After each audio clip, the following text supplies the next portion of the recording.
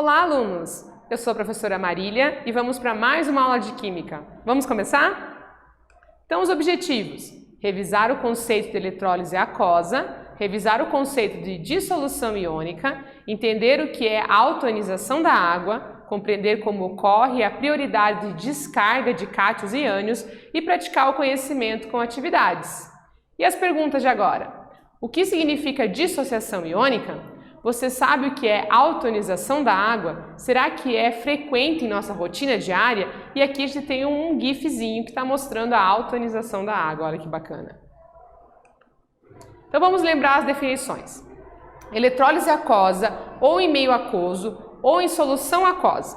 Esse tipo de eletrólise ocorre quando a descarga elétrica é realizada diretamente em uma substância iônica dissolvida em água e acontece a dissociação iônica. Isso é, a solução aquosa de um sal ou de uma base, liberando íons positivos, cátions, e íons negativos, ânions. Então, na eletrólise aquosa, eu tenho sal ou base que estão dissolvidos em água e aí vão estar liberando os seus íons.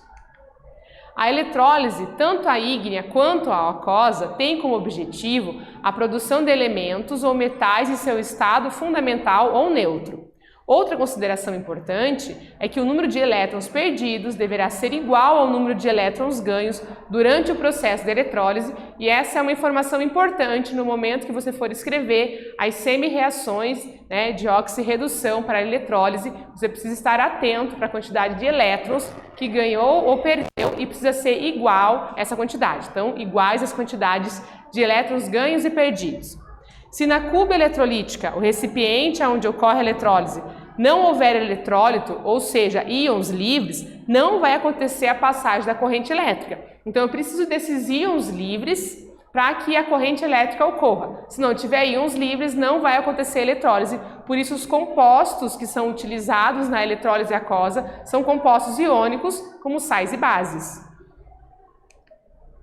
A dissociação iônica, vamos relembrar esse conceito bem importante para esse processo da eletrólise aquosa. Olha só, é a separação de íons pré-existentes no composto pela interação entre o composto, e a água, conforme a gente tem na figura. Então a gente tem o nosso composto iônico, que quando ele sofre interação aqui com a água, ele vai ter a separação desses íons.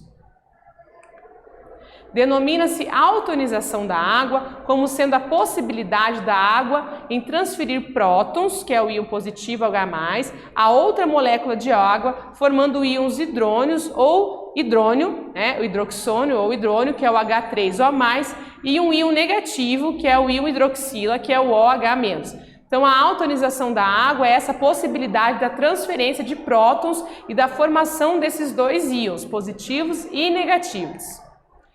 Isso é viável porque a água é uma substância molecular anfótera, ou seja, ela tem um comportamento duplo. Ela pode atuar como ácido e base, segundo a teoria ácido e base de Bronsted-Lowry, que estudamos em aulas anteriores. Lembrando que a água pura apresenta baixa condutividade elétrica justamente por conta da autoionização. Então, a água pura ela não vai ter essa condutividade elétrica por conta dessa autoionização. Uma vez que eu tenho alguma impureza, algum composto dissolvido, eu vou ter a possibilidade da condutividade elétrica, que é o que acontece, por exemplo, na água do mar, que tem os sais lá, os seus compostos, e aí uma possibilidade maior de condução elétrica. No entanto, a condutividade da água aumenta quando há impurezas, compostos iônicos, como os sais da água do mar dissolvidos. A água não é a única substância que sofre autoionização. A amônia, que é o NH3, por exemplo, também realiza essa reação química e sim, a autoionização é um fenômeno químico. Vamos ver aqui uma reação da autoionização. Então a gente tem a água e vai ter a separação aqui dos seus íons, o hidrônio positivo e a hidroxila negativo, ou a gente pode ter essa representação aqui através das moléculas, mostrando então a diferença aí entre os compostos e a formação dos íons, representando então uma reação reversível, veja a dupla seta, reversível, e é um fenômeno químico a formação aí de compostos novos e modificação da matéria. Para que a eletrólise aquosa ocorra, é preciso que entendamos o que é dissociação iônica de um composto iônico e também o que é a autoionização da água. Outras considerações importantes sobre a eletrólise aquosa, para que ocorra, é essencial que na cuba eletrolítica estejam íons liberados pela água e pelo composto iônico, que é o sal ou a base. A corrente elétrica é descarregada na solução, e a solução é a junção aí da água com o composto iônico. Nessa solução aquosa estarão presentes 2 cátions e 2 ânions, e isso vai trazer uma competição entre eles. Como todo processo de eletrólise é uma reação não espontânea, a gente tem que fornecer a energia elétrica de fora. O eletrodo em que ocorre a oxidação é o ânodo, positivo, e a redução acontece no cátodo, negativo, conforme a gente tem a seguir nesse esquema. Então, a gente pode ter, de forma esquemática, representado assim, ó, o circuito interno, então a parte da eletrólise aqui dentro da cuba, o cátodo é o polo negativo. O cátion sofre redução e ocorre a deposição nesse eletrodo. Já o ânodo é o polo positivo, o ânion sofre oxidação e ocorre a corrosão no eletrodo. Os eletrólitos são os íons que estão livres ali, os cátions e os ânions, que vieram da autoionização da água e aqueles que vieram da dissociação do composto iônico decorrente da passagem elétrica, que faz com que a separação aconteça. E o gerador, pilha ou bateria vai compor o que a gente chama aqui de circuito externo. E o cátodo é o polo positivo no circuito do gerador, tá? Onde ocorre a redução e o NOx da espécie química diminui. E o ânodo é o polo negativo, onde ocorre a oxidação e o NOx da espécie química aumenta. Então, esta parte aqui está falando da pilha do gerador, ok? Note pela diferença aí no sinal dos termos, né, cátodo e ânodo. E lembre também que quando a gente fala que reduz o NOx e aumenta o NOx, a gente está falando do ganho da perda de elétrons e que o elétron é a carga negativa, certo? E aí, se você ganha mais negativos, você fica cada vez mais negativo, e se você perde um negativo, você torna-se positivo, certo? A gente precisa estar sempre em mente esses conceitos para quando estivermos estudando tanto pilhas quanto a eletrólise. Como vimos, na cuba eletrolítica ocorre em solução a liberação de 2 cátions e 2 ânions, e precisamos levar em consideração os íons que são originados da reação da autoionização da água, que é o H+ e o OH-, assim como o cátion e o ânion, que são produzidos pela dissociação do composto. Então, tem 2 positivos e 2 negativos, e a gente vai ter uma competição. Para a gente resolver essa competição entre os cátions e os ânions, tá? Para a gente saber quem irá formar, né? Pois para cada cátodo irá somente um cátion e para cada ânion irá se descarregar somente um ânion, a gente precisa resolver essa competição e saber quem vai ser o descarregado. Então, a gente tem uma fila de prioridade de descarga de cátions e ânions, tá? Assim, é uma limitação na eletrólise aquosa. Como os cátions, né, lá da redução, e os ânions na oxidação, em solução irão competir na descarga.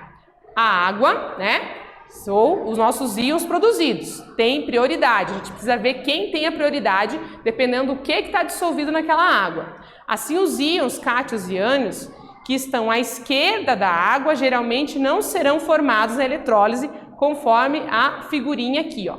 Então, a gente tem a água, os nossos cátions, metais alcalinos, de alcalinos terrosos e alumínios, e depois a gente tem todos os outros metais disponíveis na tabela periódica. Aqui a gente tem os nossos ânions, os oxigenados, né, e o ânion fluoreto, e para o outro lado aqui os ânions não oxigenados e os hidrogênios sulfurados. Então a gente tem essa divisão aqui dentro dos cátions e ânions. E aí a gente pode compreender de forma mais fácil aquele desenho dessa maneira aqui, ó. Então, os cátions, os metais alcalinos, alcalinos terrosos e alumínio, têm menos chance do que a água e os demais. Já nos ânions, os ânions oxigenados e o fluoreto têm menos chance do que o OH e os outros ânions oxigenados. Então, dependendo quem é o ânion e quem é o cátion que está competindo com a água, olhando a tabelinha ou interpretando dessa maneira, a gente sabe quem vai ser descarregado dependendo da solução que está nessa eletrólise aquosa. Vamos ver a atividade 1 para compreender melhor esse processo. Olha só. Michael Faraday comentou que uma solução de iodeto de potássio e amido é o mais admirável teste de ação eletroquímica, pelo aparecimento de uma coloração azul quando na passagem da corrente elétrica sobre o iodeto. Letra A. Escreva a equação que representa a ação da corrente elétrica sobre o iodeto. E letra B. Em que polo surge a coloração azul? Justifique a sua resposta. Agora é com vocês.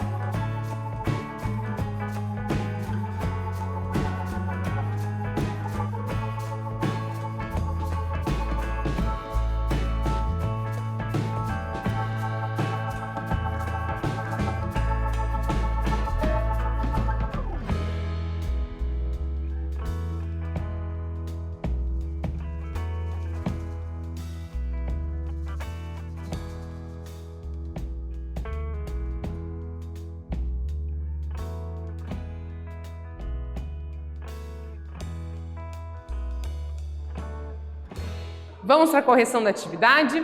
Olha só, escreva a equação que representa a ação da corrente elétrica sobre o iodeto e em que polo surge a coloração azul. Então vamos ver.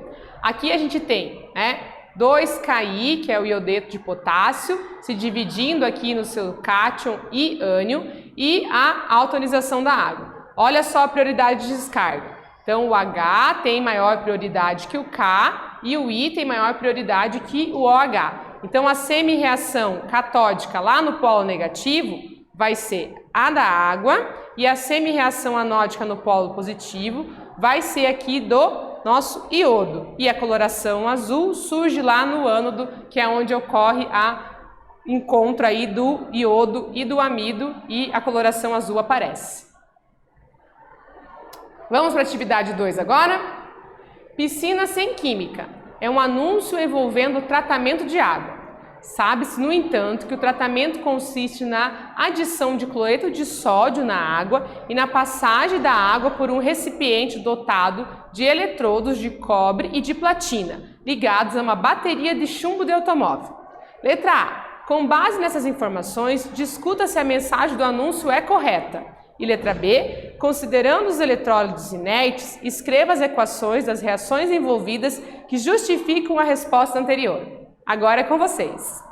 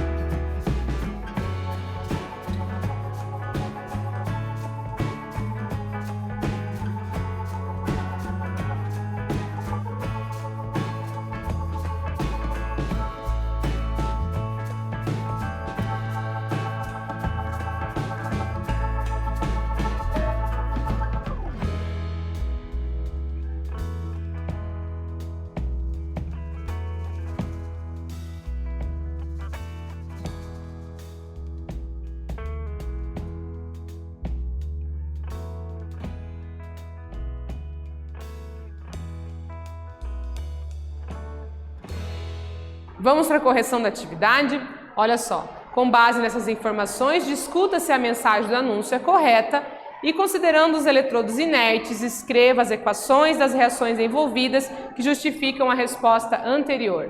Então, olha só. Na eletrólise da solução aquosa do NaCl, pois ele disse que para tratar a piscina ele estava usando sal, né? Então a gente tem NaCl, Na+, Cl- e a dissociação da água. E a prioridade de descarga. Então o hidrogênio tem maior prioridade que o sódio e o cloro maior prioridade que o OH. Então a reação catódica é a divisão aqui da água e a anódica do cloro. E a reação global, então, é a união das duas, eliminando aí os elétrons que estão em quantidades iguais em lados opostos nas duas semi-reações. Como observamos, a reação de eletrólise da salmoura origina substâncias químicas como o gás hidrogênio e o gás cloro, além do NaOH em solução aquosa. E dessa forma, conclui-se que o anúncio piscina sem química não está correto. Além disso, não temos jamais, de forma alguma, uma piscina sem química. A piscina vai estar cheia de água, a água é uma substância química, tudo nesse mundo aí tem a química envolvida, reações de substâncias, então não existe nada sem química e muitos anúncios por aí oferecem coisas sem química, né? Tratamento de cabelo, shampoo, tratamento de piscina. Tome cuidado, não existe nada disso sem química, as substâncias e as reações estão em todos os lugares. Vamos para a atividade 3 agora. O sódio, o potássio, o magnésio e o alumínio são exemplos de metais obtidos industrialmente por meio da eletrólise. A obtenção, contudo, deve ser feita por eletrólise ígnea e não aquosa. Explique o porquê. Agora é com vocês.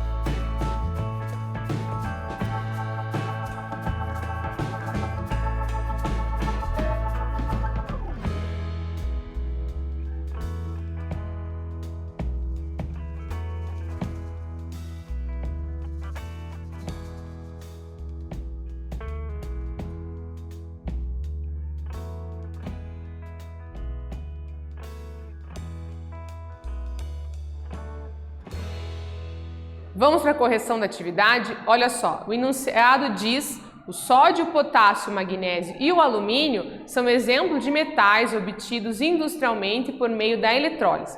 A obtenção, contudo, deve ser feita por eletrólise ígnea e não aquosa. Explique o porquê. Então, olha só, porque ao realizar a eletrólise de uma solução aquosa de um eletrólito cujo cátion seja o Na+, né, o K+, o Mg2+, ou a Al3+, a substância produzida no cátodo será o gás hidrogênio, segundo a nossa fila de prioridade de descarga, né? E esse hidrogênio, então, é proveniente da redução da água ali, o H+, que veio da água, e não o metal desejado. Então, para obter esses metais, é preciso eletrólise ígnea, aí sim eu vou ter a produção do sódio, potássio, magnésio e alumínio. Se for solução aquosa de algum sal ou base que contém algum deles, não vai ter a produção do metal e sim do gás hidrogênio, conforme a gente viu lá na fila da prioridade da descarga, certo? Para a aula de hoje, eu trouxe um vídeo aqui para vocês de um experimento de química de galvanização eletrolítica. E para você assistir o vídeo completo, você pode estar acessando o QR Code. É bem legal a gente ver, né, as mudanças de coloração, a deposição, a corrosão dos eletrodos. É um vídeo bem legal para a gente ver uma aplicação aí da nossa eletrólise. E na aula de hoje, revisamos o conceito de eletrólise aquosa, revisamos o conceito de dissolução iônica, entendemos o que é a autonização da água, compreendemos como ocorre a prioridade da descarga dos cátions e dos ânions e praticamos o conhecimento através das atividades. Espero que vocês tenham gostado e até breve!